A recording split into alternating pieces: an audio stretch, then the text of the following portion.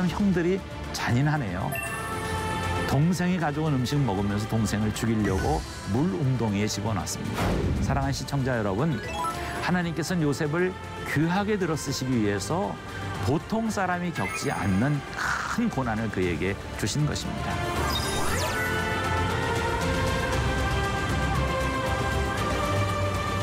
하나님의 약속을 믿지 못하여서 그가 조급하게 인간적인 생각으로 만든 아들이지요. 이런 고난과 역경 중에 있는 사람들에게 불평만 하지 말고 교훈을 얻으라는 것입니다.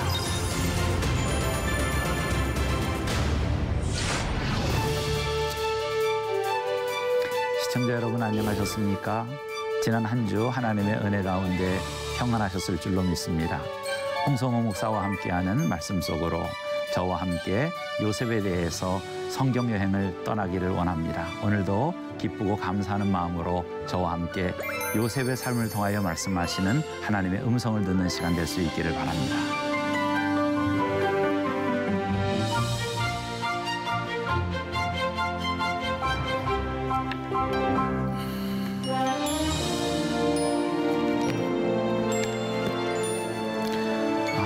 맹자의 글 가운데 이런 내용이 있습니다. 같이 한번 우리 보기를 원합니다.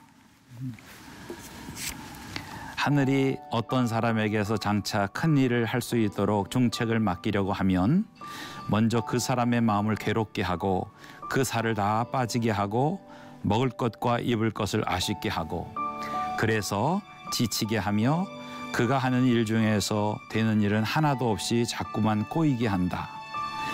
그렇게 하는 까닭은 그 마음을 움직이고 천성을 끈질기게 하여 자기의 성질을 참아서 그 전에 해내지 못했던 일을 더욱 잘할 수 있게 해주기 위함이라. 공자는 하나님을 알지 못하는 사람이었습니다. 하지만 그가 역사를 연구하고 인간의 삶을 연구하면서 얻은 어떤 진리인 것이지요. 그것은 무엇인가 하면 역사적으로 큰 일을 감당하는 사람은 반드시 먼저 시련을 통과한 자라는 것입니다. 시련을 통과하지 않은 사람은 결코 역사적으로 큰 일을 감당하지 못했다 하는 원리를 알고 그는 이것이 하늘의 뜻이라 섭리라 그렇게 설명하였습니다. 사실 우리나라 역사를 보더라도 우리가 우러러보는 위인이라고 하는 분들 그리고 뭔가 배울 점이 있는 그런 모든 분들은 다 고난과 역경을 통과한 그런 분들이었습니다. 우리 민족의 역사 가운데 가장 빛나는 인물 중에 한 분인 이순신 장군만 해도 그렇습니다. 우리는 그분을 단순히 장군이라고만 부르지 않지요. 너무나 훌륭하고 위대하여 성군 이렇게 부르기도 합니다. 지금도 광화문 한복판에서 칼차고 서 계신 분이시죠. 이 성웅 이순신도 역경과 고난을 많이 통과하여 그 자리에 오르신 분이지요. 그만큼 드라마틱한 인생을 산 분이 있을까요? 그만큼 모함을 많이 당한 분이 있을까요? 그만큼 억울한 일을 많이 당한 사람이 있을까요? 아마 드물 것입니다. 하지만 그는 그 모든 것을 다 이겨내고 마지막으로 민족을 구한 영웅으로 남게 되었습니다. 많이 회자되는 말 가운데서 신에게는 아직도 12척의 배가 남아있으니 라는 그 유명한 말 노량해전에서 이순신 장군이 일본군을 물리치고 승리하면서 남긴 그 말이죠. 사실 그때 전세는 말이 되지 않았습니다. 임진왜란 6년차, 7년차 되었을 때 우리나라의 국력은 다 피폐되고 우리나라의 모든 일들은 다 고통과 어려움 가운데 있었습니다. 도저히 그 마지막 전투에서 이길 수 없었어요. 그 전투에서 졌다면 아마 그때 우리는 일본의 속국이 됐을지도 모를 것입니다. 그 전쟁의 사령관은 그를 모함했던 원균이라는 사람이지요. 그 원균이 실패를 자인하고 지휘봉을 이순신에게로 넘긴 겁니다. 그때 이순신의 배는 12척, 일본군의 배는 무려 330척이었습니다. 요즘 말로 게임이 안 되는 것이죠. 하지만 그는 놀라운 역전성을 이루게 되었습니다. 그 비결이 무엇이었을까요? 그가 고난 중에 연구했다는 것이죠. 학자들의 견해에 의하면 당시에 일본 해군의 사령관은 해적 출신이었답니다. 일본 해적 출신이었는데 그의 능력이 출중한 것을 보고 그 높은 분이 발탁을 해서 한국을 침략하는 해군의 선봉장으로 삼았다는 것이에요. 해군 출신의 지휘관의 특징은 뭔가 하면 근접전에 능하다는 것이죠. 보통 당시에 해군들의 전쟁은 멀리서 화포를 쏘고 뭐 활을 쏘고 하는 전쟁이었는데 이 도적질하는 사람들은 그렇지 않습니다. 물건을 훔쳐야 되니까 화포를 쏘거나 불화살을 쏴서 배를 태우면 훔쳐갈 게 없지 않습니까? 그러니까 근접전을 펼쳐서 갈고리를 던지고 그 배에 올라가 가지고 그 물건을 노략하는 일에 익숙하다는 것입니다. 이순신 장군은 감옥에 있을 때에 그리고 백의종군하고 있을 때에 적의 상태에 대해서 적의 지휘관에 대해서 잘 연구했다는 것입니다. 그래서 적이 틀림없이 근접전으로 나올 텐데 우리 해군이 이길 방법이 무엇인가? 먼저 그들이 배에 오르지 못하도록 해야 된다. 배에 오르게 되면 근접전에서는 우리가 불리하니까 저쪽으로 그들이 많으니까요. 그래서 오르지 못하도록 연구 고안에서 발견한 게 뭐냐? 그게 바로 거북선입니다. 여러분 거북선 보시면 그 윗뚜껑이 다 쓰여져 있죠. 배 위에 뚜껑이 있는 배입니다. 그리고 칼을 거꾸로 꼽아가지고 올라올 수 없게 만든 것이죠. 지피지기면 백전백승이라고 그랬나요? 이순신은 바로 그것을 연구하여서 그 노량해전을 승리로 이끌었던 것입니다. 그가 고난 중에 그가 역경 중에 백의종군 당하는 중에서 연구하는 자세를 가졌기에 가능한 것입니다. 요즘 한국교회 성도들이 가장 즐겨보는 책 중에 한 분 A.W. 토저라는 분이 있죠. 이 토저의 글 가운데 이런 내용이 있습니다. 하나님은 연단을 통하여 인내와 능력을 키우신 후에 그를 사용하신다. 좀 더 쉽게 말씀드리면 큰 연단을 겪는 이유는 큰 사명을 주기 위해서라는 거죠. 적은 연단은 적게 쓰기 위함이라는 것입니다. 성도 여러분 좀 위로가 되십니까? 시청자 여러분 자신의 고난과 아픔에 좀 위안이 될 수 있기를 바랍니다. 오늘 내가 역경과 고난을 겪는 것은 이것을 통과한 후에 하나님께서 내게 큰 일을 맡기기 위함인 것입니다. 오늘 본문의 말씀에 보면 이 요셉이 역경을 당하는 장면이 나와 있습니다. 바로 이 일을 통하여서 우리는 하나님이 요셉을 얼마나 크게 들어쓰시고자 하시는가 하는 것을 볼 수 있습니다. 오늘 본문 말씀은 창세기 37장 25절로 36절까지 말씀인데 25절이 이렇게 시작하지요. 그들이 앉아 음식을 먹다가 눈을 들어본즉 한 무리의 이스마엘 사람들이 길르앗에서 오는데 그 낙타들의 향품과 요향과 모략을 싣고 애굽으로 내려가는지라. 이 형들이 음식을 먹고 있었다고 그랬어요. 아마도 요셉이 가져온 음식일 것입니다. 참 형들이 잔인하네요. 동생이 가져온 음식 먹으면서 동생을 죽이려고 물 웅덩이에 집어넣습니다. 근데 거기에 이제 미디안 사람들이 지나가고 있었다. 여러분 성경을 잘 보시면 25절은 이스마엘 사람이라고 말을 하고 저 밑에 내려가서 28절에 보면 미디안 사람이라고 말합니다. 같은 얘기입니다. 이스마엘 사람이라고 하는 것은 여러분 기억하십니까?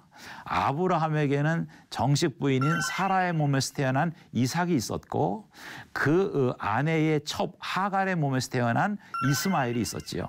하나님의 약속을 믿지 못하여서 그가 조급하게 인간적인 생각으로 만든 아들이지요. 하나님께서는 그 후에 그 이스마엘을 집 밖으로 나가 살게 하였고 오늘의 팔레스틴 사람들의 조상일 것이라고 학자들은 추정을 하지요. 이 사람들이 주로 모여 산 곳이 미디안이라는 지방입니다. 그래서 이스마엘 후손이라고 말하기도 하고 미디안 사람들이라고 말하기도 합니다. 하여튼 따지고 보면 친척벌 되는 분들입니다. 이들이 길르앗과 이집트 사이를 오가면서 장사를 하는데 시청자 여러분 성경을 좀 아시는 분들은 길르앗이라는 단어에 귀가 반짝 열리실 겁니다. 길르앗은 향유로 유명한 지방입니다. 그래서 성경 구약 성경에 보면 길르앗의 향유라는 말이 여러 곳에서 등장하고 있지요. 오늘날로 말하면 향품 제조업의 고장 이렇게 말할 수 있겠습니다. 이 길르앗과 이집트를 오가면서 무역업을 하는 사람들이지요. 그들이 지나가는 것을 보고 넷째 형인 유다가 제일 합니다. 얘들아, 우리가 동생을 죽여서 뭐가 좋겠냐? 우리 손으로 피 흘려서 뭐 하겠느냐? 차라리 돈을 좀 버는 게 어떻겠니? 이 이스마엘 후손들에게 요셉을 팔고 얼마라도 우리가 갖자. 그리고 그 겉옷을 우리 갖고 있으니 숫 염소에 피를 묻혀서 아버지에게는 짐승이 찢어 죽였다. 이게 증거다라고 보여주는 게 좋겠다라고 말을 합니다. 그 제의를 받아들여서 그의 그 형제들이 요셉을 팔아먹고 그리고 요셉은 보디발의 집으로 팔려갔다는 것이 오늘 본문의 말씀이지요. 보디발은 이집트 황제의 시위대장, 오늘로 말하면 경호실장입니다. 청와대 경호실장 혹은 백악관 경호실장의 집에 팔려갔다는 것이 오늘 본문의 말씀이지요. 사랑하는 시청자 여러분, 하나님께서는 요셉을 귀하게 들어 쓰시기 위해서 보통 사람이 겪지 않는 큰 고난을 그에게 주신 것입니다. 오늘 성경에 이것을 우리 가운데 기록한 이유가 있습니다. 요셉이 이만큼 고생했다. 요셉이 이만큼 훌륭한 사람이 됐다. 라고 하는 것을 말하려고 기록한 것이 아닙니다. 이런 고난과 역경 중에 있는 사람들에게 그 고난과 역경 중에 불평만 하지 말고 그 역경과 고난 중에 말씀하신 하나님의 음성을 들으라는 것이죠. 교훈을 얻으라는 것입니다. 그러니 너무 사람들 붙잡고 사정하지 마세요. 하나님만 바라보시기 바랍니다. 하나님께서 돕는 사람들을 이미 예비해 놓으신 거예요. 여호와 이레의 축복이 함께하길 바랍니다. 사방을 돌아보아도 답답할 때가 있죠. 나의 도움이 어디서 올꼬? 천지를 지으신 여호와께로부터 오는 것입니다. 하나님이 때에 따라 주시는 은혜가 있다는 사실입니다. 하지만 기도하는 사람은 사람들에게 애원하거나 사정하지 않습니다. 요셉을 가리켜서 구약의 그리스도라고 말하는 것이죠. 오늘 요셉은 침묵하며 꿈은 생각의 길잡이입니다. 여러분, 이것이 성경이 하나님의 말씀이라는 증거고 우리가 성경을 보는 이유인 것입니다. 오늘 본문을 통하여 하나님은 우리 가운데 세 가지를 말씀하십니다. 이 하나님의 음성에 귀를 기울일 수 있기 바랍니다. 첫째로 하나님께서는 우리 가운데 삶의 원리를 말씀하고 있죠. 인생은 무엇이냐? 인생은 뿌린 대로 거둔다는 것이죠. 심은 대로 거두는 것이에요. 악을 심는 사람은 악을 거두고요. 선을 심는 사람은 선을 거두는 것입니다. 오늘 본문의 광경을 통하여 가장 마음이 무너지는 사람이 누굴까요? 가장 가슴 아픈 사람이 누굴까요? 물론 당사자인 요셉입니다. 하지만 요셉보다 더 아픈 사람이 있습니다. 그의 아버지 야곱이지요. 그래서 오늘 본문에 보면 야곱이 통곡을 하였다고 그랬어요.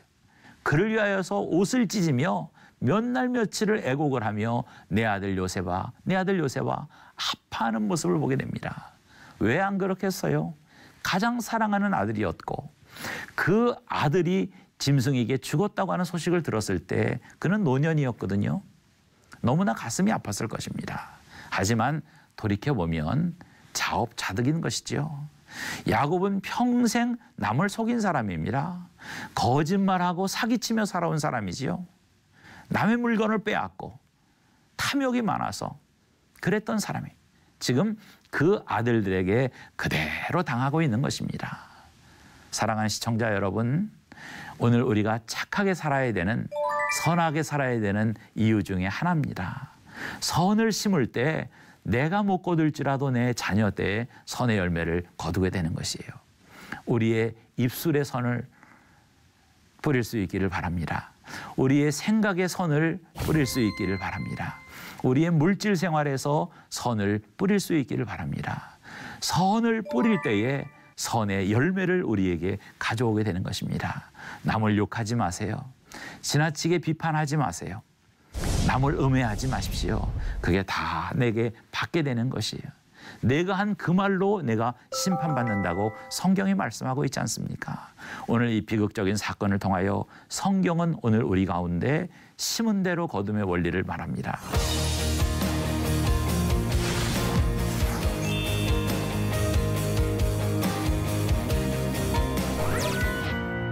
두 번째로 오늘 성경은 우리 가운데 이것을 말합니다.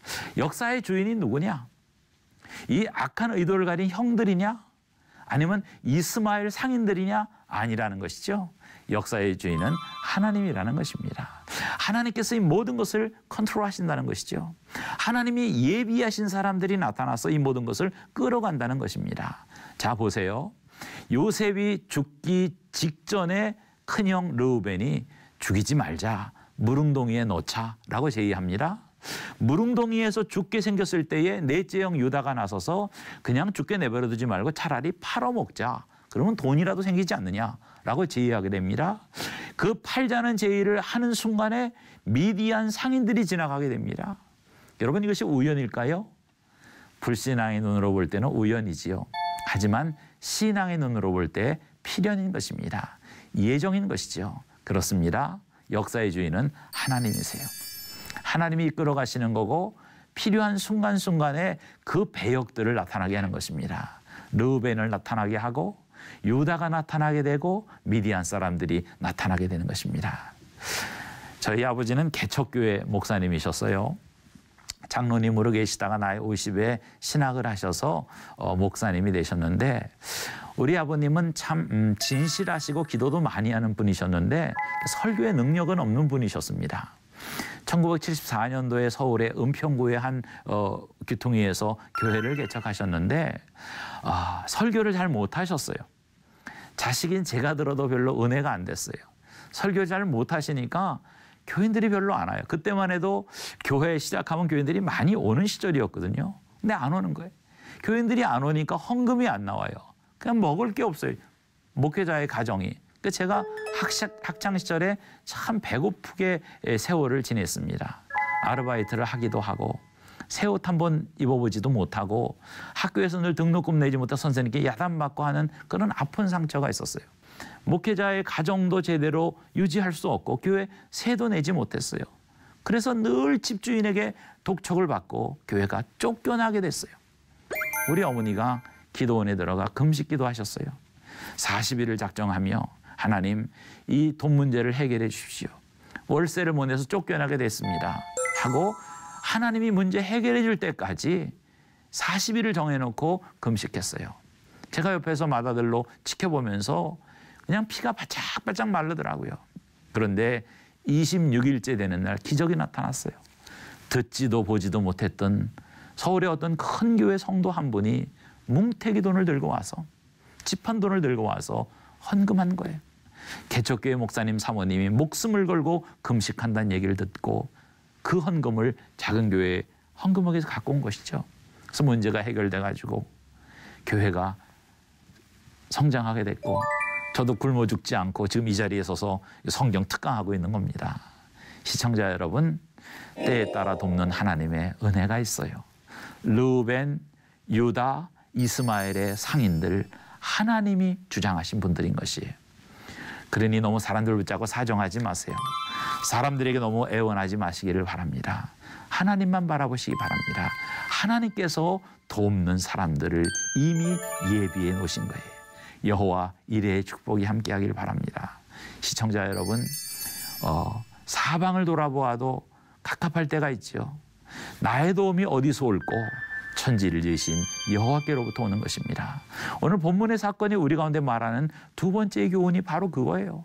역사를 주관하시는 분, 내 삶의 발걸음을 주관하시는 분은 하나님이라는, 하나님이 때에 따라 주시는 은혜가 있다는 사실입니다.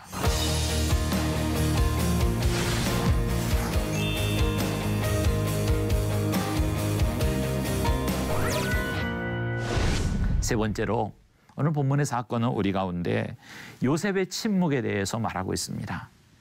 요셉이 침묵하였어요.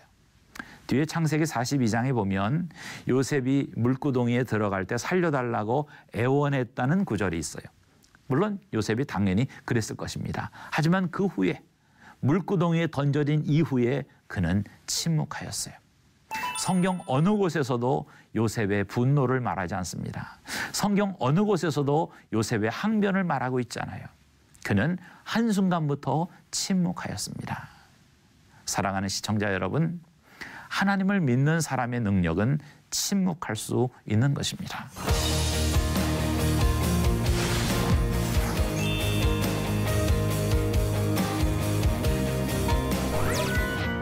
침묵의 능력을 갖게 되는 것이죠.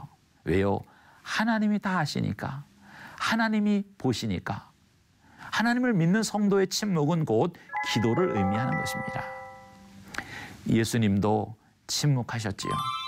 십자가에 달려 돌아가시면서 그분은 항변치 않으셨어요. 이사야 선지자의 말처럼 털 깎는 자 앞에서 잠잠한 어린 양과 같으셨습니다. 사람들에게 할 말이 많은 사람은 기도하지 않는 사람들이에요. 하지만 기도하는 사람은 사람들에게 애원하거나 사정하지 않습니다. 그래서 사람들 앞에 당당한 것이죠. 파스칼은 그래서 요셉을 가리켜서 구약의 그리스도라고 말하는 것이죠. 예수님과 같이 팔렸고 예수님과 같이 침묵하였고 예수님과 같이 가까운 사람에게 배신당했다는 공통점이 있다는 것입니다. 오늘 요셉은 침묵하며 그 모든 일의 진행을 묵묵히 받아들이게 되었던 것입니다. 꿈은 생각의 길잡이입니다. 그가 침묵할 때 무슨 생각을 했을까요? 분명 그는 그 꿈을 생각했을 것입니다. 11개의 곡식단이 자기를 향하여 절하는 모습, 해와 달과 별들이 자신에게 절하는 모습, 그런 것들을 생각하며 그는 그 무릉동이 안에서 고통스럽고 힘든 순간 가운데서도 그는 자신의 꿈을 생각하는 것입니다. 여러분 힘드세요? 어떤 사람이 여러분을 공격하십니까? 어떤 분이 여러분을 힘들게 합니까? 대적하는 사람이 있습니까? 그때의 요셉의 침묵을 기억하시기 바랍니다. 우리 예수님의 침묵을 기억할 수 있기를 바랍니다. 우리 예수님께서는 침묵으로 떠듬을 이기신 분입니다. 우리 예수님은 침묵으로 외침의 주장을 꺾으신 분입니다. 그렇습니다. 믿는 자의 능력은 외치는 데 있는 것이 아니고 침묵하는 데 있는 것입니다. 그 침묵 중에 기도하는 것입니다. 신앙생활하는 사람 중에서 가장 불쌍한 사람은 기도의 능력을 모르는 사람입니다. 기도의 응답을 체험하지 못한 사람입니다. 그러므로 저는 여러분들이 기도의 능력과 기도의 응답을 다 체험할 수 있기를 바랍니다. 요셉은 이 무릉동이 가운데서 자신이 팔려가는 그 모든 일을 보면서도 침묵 가운데 기도했다는 것입니다. 사랑하는 성도 여러분, 시청자 여러분, 오늘 이 비극적인 사건, 사실은 그 형들이 동생을 팔아먹는 너무 이런 비극적인 사건 가운데서도 하나님은 우리 가운데 말씀하고 있는 것입니다. 자, 한번 정리해 볼까요? 우리가 이 사건을 통하여 어떤 하나님의 음성을 들어야 할까요? 말씀 속으로 들어간 사람은 어떤 현장을 보아야 할까요? 그 첫째는 심은 대로 거둔다는 원리지요. 그 아버지 야곱의 인생을 통하여 우리는 것을 볼 수 있습니다. 두 번째로 뭐라고요? 역사의 주인공은 하나님이라는 것. 때에 맞는 은혜로 하나님은 우리를 인도하신다는 것. 르우벤이 필요할 때는 르우벤을, 유다가 필요할 때는 유다를, 이스마엘 상인이 필요할 때는 이스마엘 상인을 보내시는 분은 바로 하나님이라는 것입니다.